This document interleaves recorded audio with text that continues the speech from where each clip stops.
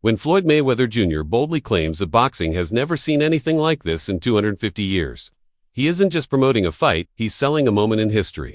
Standing across from him is Mike Tyson, one of the most feared heavyweights ever. This isn't just about punches, it's about legacy, ego, timing, and spectacle. Mayweather believes it's a win-win situation, yet paradoxically calls it a no-win scenario. If he knocks Tyson out early, critics will dismiss it as pointless. If he stretches the fight, they'll accuse him of dragging it for money. That psychological pressure adds another layer to the buildup. Tyson, meanwhile, refuses to imagine defeat. He doesn't fathom losing. That mentality alone fuels intrigue. Two icons from different eras, different weight classes, different styles now colliding under global attention. The narrative sells itself. Precision versus power, defense versus aggression, youthfulness versus raw force. Whether purists like it or not, curiosity alone makes this one of the most talked about matchups in modern combat sports history. In camp, Mayweather looks sharp, light on his feet, obsessively focused on distance control, something he has preached his entire career. He repeats the fundamentals: know your range, control the pace, cruise when needed. Even at 48, he moves with the rhythm that made him untouchable in his prime. Tyson, on the other hand, trains with explosive bursts. Reports from his team suggest he's sharper now than during his exhibition with Roy Jones. His trainer insists, mentally and physically, he's aligned at the perfect moment. Tyson's camp focuses on cutting the ring, closing distance, and detonating hooks, the same formula that once terrorized the heavyweight division. The contrast is dramatic. Mayweather, polishing surgical precision. Tyson sharpening, brute force aggression. One depends on timing and reflex. The other, on pressure and intimidation. Age is the silent opponent for both men, yet both camps project supreme confidence. The question isn't whether they can train hard, it's whether their bodies can replicate greatness under the lights. That uncertainty is exactly what keeps fans locked in. For Mayweather, protecting the zero has always defined his career. Retirement preserved, perfection, returning even in exhibitions, invites scrutiny. Some analysts argue that risking his aura at this stage could blur the brilliance of his unbeaten record. Tyson faces a different legacy dilemma. His myth was built on destruction and fear. Later years softened that image, but nostalgia restored it. Another loss, especially in a spectacle, could complicate how history remembers him. Yet both men seem willing to gamble reputation for relevance. Critics argue legends should stay retired. Supporters say icons have earned the right to choose. This fight forces fans to confront a difficult question. Does legacy freeze in time, or evolve with every new appearance? If Mayweather dominates, he reinforces his ring IQ. If Tyson lands something dramatic, nostalgia explodes. Either way, history shifts slightly. Money hangs over this fight like a spotlight. Commentators openly call it a cash grab. Rumors swirl about financial motivations, debt headlines, and business setbacks. Some defend Mayweather, saying his attorney denies financial distress. Others argue even billionaires chase bigger paydays.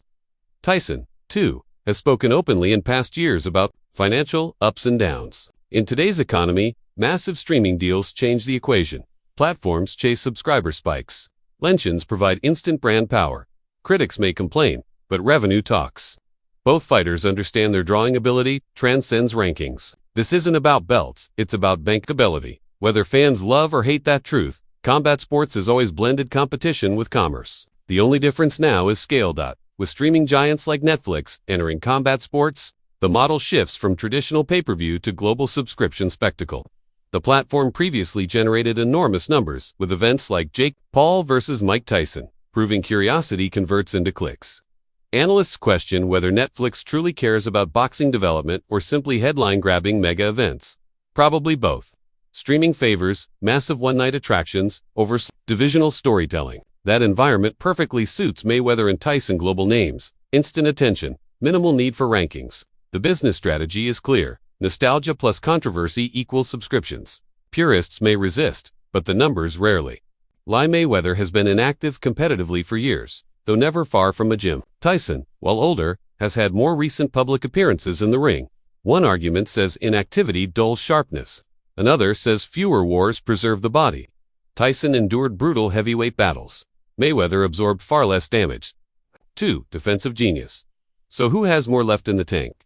Age narrows reflex margins, but ring IQ often compensates. This matchup becomes a study in decline curves. Who slowed more, who preserved better, Who adapts smarter? Even critics admit intrigue lives in that uncertainty. Some fans label it a circus. Others secretly can't wait. Prominent voices warn about health risks and unnecessary comebacks. Yet those same analysts admit they'll watch. That contradiction defines modern boxing fandom. Outrage fuels engagement. Social media debates amplify anticipation. Whether celebrated or criticized, the fight dominates headlines. And in entertainment, attention equals value. The spectacle may frustrate purists, but it undeniably captivates casual audiences. Mayweather thrives as the villain. He has mastered the art of being booed while banking millions. Tyson carries the aura of a misunderstood destroyer, feared, flawed, yet beloved. Their personalities clash as sharply as their styles. Ego drives fighters long after belts disappear. For Mayweather, stepping back into spotlight proves continued relevance. For Tyson, it's about proving he's still dangerous. Pride often outweighs logic in combat sports. That emotional intensity gives this matchup authenticity beyond promotional hype. Technically, the fight leans toward Mayweather's style. His distance control, defensive reflexes, and counterpunching historically neutralize aggression. Tyson's path requires cutting off the ring early, trapping Mayweather before rhythm sets in. If Tyson cannot corner him, frustration grows. If Mayweather feels Tyson's power, caution increases. The early rounds become decisive psychologically. Expect calculated movement from Floyd, explosive bursts from Mike. It's chess versus controlled chaos. Ultimately, this fight symbolizes boxing's evolution into spectacle-driven mega events. It blends nostalgia, streaming economics, aging legends, and global marketing into one massive attraction. Some will call it unnecessary. Others will call it historic. The truth likely sits somewhere in between. It may not redefine the sport competitively, but it undeniably highlights its commercial power. Love it or hate it, when two icons, like Mayweather and Tyson, share a ring again, the world pays attention. And in today's fight game, attention is everything. Long before the first punch is thrown, the mental battle is already raging between Floyd Mayweather Jr. and Mike Tyson. Mayweather's confidence borders on absolute certainty. He doesn't just predict victory, he dismisses the idea of losing entirely. That mindset has carried him through decades, undefeated. Tyson, however, operates from a different psychological space. He feeds off doubt, chaos, and the idea that people underestimate him. When they stand face to face, it's not just two men staring, it's two philosophies colliding. Floyd believes in control, calculation, and emotional discipline. Tyson believes in intensity, pressure, and explosive dominance. The psychological warfare matters because at this stage of their lives, mental sharpness may outweigh physical advantages. Both men know narratives, shape perception. Floyd wants to prove he's still the smartest man in the ring. Tyson wants to prove fear still follows his name. That tension alone guarantees drama. This fight represents more than individuals. It's an era versus era showdown. Tyson symbolizes late 80s and 90s heavyweight brutality, when intimidation and knockouts define greatness. Mayweather represents the 2000s era of technical supremacy, defensive mastery, and brand-building genius. Tyson came up when promoters controlled everything. Mayweather mastered self-promotion and became his own empire. In many ways, this fight mirrors boxing's transformation. The old-school mentality says, fight whoever, whenever, and let the fist speak. The modern era blends skill with marketing precision. Younger fans see Floyd as the blueprint for financial success in boxing. Older fans remember Tyson as pure destruction personified. This generational tension fuels debates across social media, podcasts, and boxing circles worldwide. It's not just who wins, it's which philosophy prevails. With both fighters approaching 50 and 60, serious questions arise about physical risk. Combat sports is unforgiving. Reflexes slow. Recovery time increases. Even legends are not immune to father time. Some analysts argue that no paycheck justifies potential long-term damage. Others counter that both men understand the risks better than anyone. Tyson's aggressive style historically relied on explosive head movement and inside power, both demand peak conditioning. Mayweather's defense depends on timing and split-second reactions. Any French and loss could change outcomes. The debate becomes ethical. Should promoters stage these events? Or should fighters have full autonomy over their decisions? Regardless of opinion, safety will remain a central talking point leading into fight night. Modern media magnifies everything. One face-off clip becomes millions of views within hours. Streaming platforms amplify global accessibility, and rumors alone can dominate headlines for weeks. The possibility of this event airing on a massive platform ensures worldwide reach. Beyond traditional boxing audiences, Casual viewers who rarely watch fights may tune in purely out of curiosity.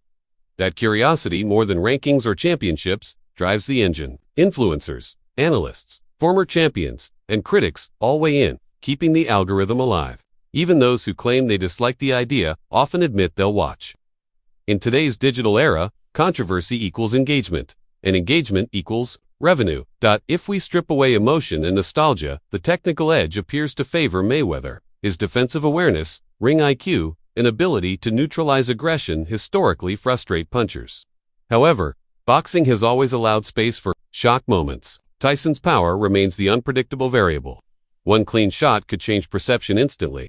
The likely scenario sees Floyd controlling distance, minimizing exchanges, and extending rounds strategically.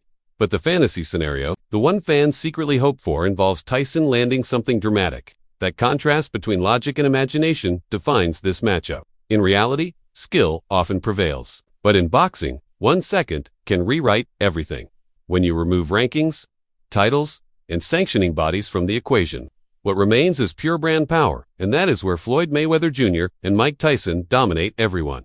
This fight is not about championship gold. It is about global recognition.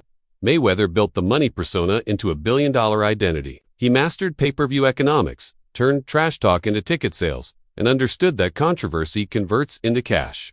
Tyson, on the other hand, became an icon long before social media existed. His aura was built on fear, knockouts, and mystique. Even decades later, his name alone commands attention from hardcore boxing fans and casual viewers alike. Modern boxing often struggles to produce crossover superstars, which is why legends still headline mega events. Promoters understand that legacy names bring built-in audiences. Corporations understand that nostalgia is profitable. In today's climate, where streaming platforms compete for subscribers, attaching two globally recognized brands to one event is a guaranteed traffic magnet. Whether critics call it a spectacle or not, the financial blueprint makes perfect sense. It reflects the current era of boxing, where storytelling, rivalry, and personality sometimes matter more than rankings. In many ways, this bout is less about proving athletic superiority and more about demonstrating how powerful a personal brand can remain, even years after retirement. From a pure stylistic standpoint, the contrast is fascinating. Mayweather's entire career was built around defensive brilliance, shoulder roll, counter right hands, flawless timing, and unmatched distance control. He doesn't waste punches. He studies opponents, downloads their patterns, and dismantles them gradually. Tyson, in contrast, was engineered for destruction. His peak style relied on explosive head movement, rapid combinations, and devastating hooks delivered from unexpected angles. Prime Tyson overwhelmed opponents before they could settle. Prime Mayweather neutralized opponents before they could attack. Now, years removed from their peaks, the question becomes, which style ages better? Defensive intelligence often survives longer than explosive aggression. Movement, however, demands sharp reflexes, and reflexes fade with time. Tyson's power may still exist, but can he cut off the ring against a master of angles? Accuracy may still be precise, but can he absorb heavyweight force if caught? The first few rounds would reveal everything. If Tyson struggles to close distance, frustration builds. If Mayweather feels genuine power early, caution increases. Strategically, this fight could become less about highlight moments and more about patience, positioning, and mind games. It's not just a physical contest, it's a battle of adjustments. But beyond money and technique lies something deeper: pride. Fighters never fully stop being fighters. Retirement may end competition, but it rarely silences ego. For Mayweather, protecting his undefeated identity is personal. He built his entire career around proving doubters wrong. Every time critics predicted his downfall, he responded with calculated dominance. For Tyson, redemption has been an ongoing theme. His life story includes triumph, downfall, rebuilding, and reinvention. Stepping into the ring again isn't just business, it's symbolic. It says, "I'm still here." Their history of verbal jabs and subtle disrespect adds emotional heat. Tyson once criticized Mayweather for comparing himself to Muhammad Ali. Mayweather, confident as ever, never shied away from self-praise. That tension lingers beneath the surface. When they stand face to face, years of commentary echo in the background. Emotional energy can either fuel greatness or cloud judgment. If Tyson fights with anger, he risks overcommitting. If Mayweather becomes too comfortable, he risks underestimating danger. Emotion, at this stage, might be the most unpredictable variable of all.